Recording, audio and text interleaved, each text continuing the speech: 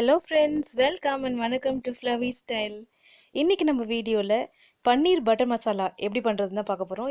இது கண்டிப்பாக எல்லாருக்குமே ரொம்ப பிடிச்ச ஒரு டிஷ்ஷாக தான் இருக்கும்.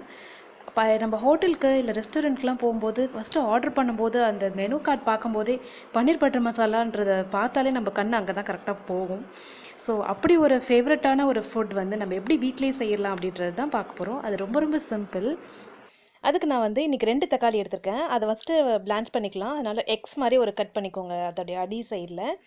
அப்புறம் அதை வந்து சுடு தண்ணியில் வச்சிடணும். அது மாதிரியே இன்னொரு தக்காளியும் செஞ்சுருங்க. நான் 2 தக்காளியும் 3 வெங்காயமும் எடுத்திருக்கேன். மீடியம் சைஸ் வெங்காயம் 3 எடுத்திருக்கேன். நம்மளுடைய ஸ்கின் அதை எடுக்கிறதுக்கு ஈஸியாக இருக்கும், அதனால தான் அப்படி பண்ணுறோம். அடுத்தது உரிச்சிட்டு வெங்காயத்தை வந்து அது கூடயே சேர்த்து வேக வச்சிடலாம். இது இப்போ வந்து கவர் பண்ணி வச்சு கொஞ்சம் நேரம் நல்லா வேகட்டும். அது வெங்காயமும் தக்காளி நல்லா வேகட்டும். சைட் பை சைடாக நம்ம வந்து கட் பண்ணி வச்சுருக்க பன்னீர் க்யூப்ஸை வந்து எண்ணெயில் வறுத்து எடுக்க போகிறோம். ஏன்னா நான் பட்டர் வந்து கொஞ்சம் நிறையவே சேர்ப்போம் இல்லையா, ஸோ இதை வந்து எண்ணெயில் வறுத்துக்கலாம். வறுத்தா கொஞ்சம் நல்லா சாஃப்டாக இருக்கும். இது அப்படியே வறுத்து போட போகிறதில்ல. இதுக்கு வந்து ஒரு பவுலில் தண்ணி எடுத்துக்கோங்க, கொஞ்சோண்டு உப்பு சேர்த்து மஞ்சத்தூள் சேர்த்து அதை நல்லா கிளறி விட்டுருங்க. இது ரெடியாக இருக்கட்டும். இப்போ நம்ம பன்னீர் வந்து ஒரு சைடு நல்லா வெந்துருச்சு. ஸோ நெக்ஸ்ட் சைடு ஃப்ளிப் பண்ணி போடணும். இதை வந்து ரொம்ப முறுமுறுன்னு கருகி வச்சு இல்லை ரொம்ப முறுமுறுலாம் வறுக்கக்கூடாது. அதோடைய கலர் லைட்டாக சேஞ்ச் ஆகிற வரைக்கும் வறுத்தா போதும். நீங்கள் ரொம்ப ப்ரௌனாக கூட ஆக தேவை, லைட்டாக ப்ரௌனாக ஆனால் போதும்.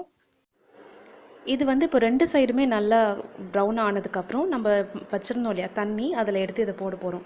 இது ஏன் நம்ம இப்படி பண்ணுறோன்னா, டைரெக்டாக நம்ம பன்னீரை வந்து மசாலாலாம் ரெடி பண்ணிட்டு பன்னீரை அதில் போட்டு சாப்பிட்டோன்னா அது எதுவும் ஒரு பன்னு சாப்பிட்ற மாதிரி தான் இருக்கும். அதில் ஒரு டேஸ்ட்டே தெரியாத மாதிரி இருக்கும். இப்போ இது நம்ம எண்ணெயிலையும் வறுத்துருக்கோம், அது மாதிரி உப்பு இருக்கிற தண்ணியிலையும் போடுறோம். ஸோ தண்ணியை கொஞ்சம் அப்சர்வ் பண்ணி நல்லா புசு புசுன்னு வரும், டேஸ்ட்டும் நல்லாயிருக்கும். அதனால தான் இங்கே வந்து நம்மளுடைய வெங்காயமும் தக்காளியும் ரெடி ஆகிடுச்சு. ஸோ அதை ஒரு பிளேட்டில் எடுத்து ஆற வச்சுக்கலாம். ஆற வச்சுட்டு நம்ம அதோடைய ஸ்கின்னையும் ரிமூவ் பண்ணி வச்சுக்கலாம் தக்காளிக்கு. வச்சுட்டு தனித்தனியாக தக்காளியும் வெங்காயத்தையும் நான் தனித்தனியாக அரைச்சி வச்சுக்க போகிறேன். அது கூடவே இங்கே வந்து 1/2 கப் நான் கேஷ்யூஸ் எடுத்துருக்கேன், அதையும் தனியாக பேஸ்ட் பண்ணி வச்சுக்கிறேன். இப்போ நான் பன்னீரை வறுத்தேன் இல்லையா, அதே பேனில் தான் இதை எடுத்துக்கிறேன். அதே எண்ணெயில் கொஞ்சோண்டு பட்டர் உருக்கிட்டு ஒரு பெரிய இலை, 3 கிராம்பு, 2 ஏலக்காய் எடுத்துருக்கேன். அதை உள்ளே சேர்த்துட்டு லைட்டாக வதக்கி விட்டுருங்க. அதுக்கப்புறம் நம்ம அரைச்சி வச்சுருக்கோம் இல்லையா வெங்காயம், அதோடைய பேஸ்ட்டு அதையும் இதுக்குள்ளே ஆட் பண்ணிக்கிறேன். இது வெங்காயத்துடைய ஸ்மெல், அந்த ரா ஸ்மெல் போகிற வரைக்கும் இதை வதக்க போகிறோம். இப்போ வந்து இதை பட்டரில் இதை வதக்குறதுனால அதோடய ஸ்மெல்லு ரொம்ப ரொம்ப ரொம்ப சூப்பராக இருக்குது. இது கொஞ்சம் நல்லா அதோடைய பச்சை வாசனை போகட்டும். அப்புறம் வந்து 1 ஸ்பூன் ஜிஞ்சர் கார்லிக் பேஸ்ட் அது கூட ஆட் பண்ணிக்கிறேன். அதோடைய ஸ்மெல்லும் அந்த ரா ஸ்மெல் போகிற அளவுக்கு ஒரு 2 செகண்ட்ஸ் அதை வதக்கிட்டு டொமேட்டோ பியூரி பண்ணி வச்சுருக்கோம் இல்லையா, அந்த தக்காளி அரைச்சி வச்சுருந்ததையும் அது உள்ளே சேர்த்துக்கிறேன். இது வந்து ஒரு 3 செகண்ட்ஸ் நீங்கள் அப்படியே லைட்டாக வதக்குனா போதும். இது எல்லாம் நல்லா ஒன்றா கலந்ததுக்கப்புறம் இதுக்குள்ளே வந்து நம்ம மசாலா ஆட் பண்ண போகிறோம். 1 ஸ்பூன் பெருஞ்சீரகத்தூள், 1 ஸ்பூன் வந்து சில்லி பவுடரு, ஒரு 1/4 டீஸ்பூன் மஞ்சள் தூள் போட்டுக்கிறேன். சில்லி பவுடர் வந்து உங்கள் காரத்துக்கு தகுந்த மாதிரி நீங்கள் ஆட் பண்ணிக்கோங்க. நம்ம டொமேட்டோவும் ஆட் பண்ணியிருக்கோம். நீங்கள் 3 டொமேட்டோ எடுக்கிற மாதிரி இருந்தால் கொஞ்சம் நிறையவே காரம் ஆட் பண்ணிக்கலாம். நான் 2 தான் எடுத்திருக்கேன், ஸோ கம்மியான காரம் தான் ஆட் பண்ணிக்கிறேன். அது மட்டும் இல்லாமல் லாஸ்ட்டாக நம்ம சுகரும் ஆட் பண்ணுவோம். ஸோ அதை பேலன்ஸ் பண்ணுற மாதிரி நீங்கள் போட்டுக்கோங்க. அப்புறம் எல்லாம் வதங்கினதுக்கப்புறம் லாஸ்ட்டாக தான் நம்ம கேஷ்யூஸ் வந்து சேர்க்க போகிறோம். ஏன்னா கேஷ்யூஸ் முன்னாடியே சேர்த்து அது ரொம்ப வதங்கிடுச்சுன்னா அது ஒரு மாதிரி கசக்கிற மாதிரி இருக்கும், டேஸ்ட்டும் நல்லா இருக்காது. அதனால் லாஸ்ட்டாக அதை ஆட் பண்ணி ஒரு 3 to 4 செகண்ட்ஸ் அதை நல்லா வதங்கட்டும். நீங்கள் கன்சிஸ்டன்சி எப்படி இருக்குன்னு பார்த்துக்கிட்டு உங்களுக்கு தேவைன்னா தண்ணி ஊற்றிக்கலாம்.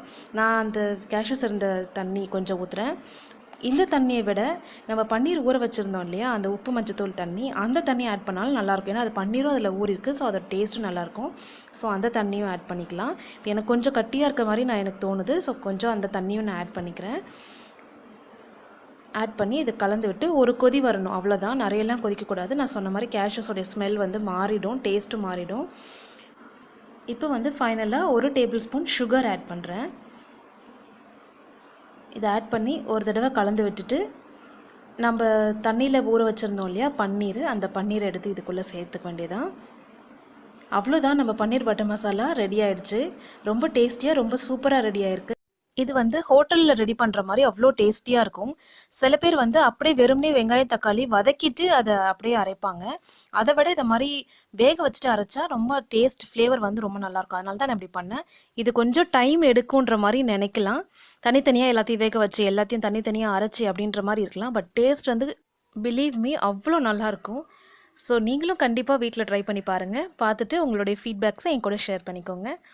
மறக்காமல் ஃப்ளவி ஸ்டைலுக்கு சப்ஸ்கிரைப் பண்ணுங்கள். பக்கத்தில் இருக்க நோட்டிஃபிகேஷன் பெல்லும் ஆனில் இருக்கான்னு பார்த்துக்கோங்க. Take care. பாய்.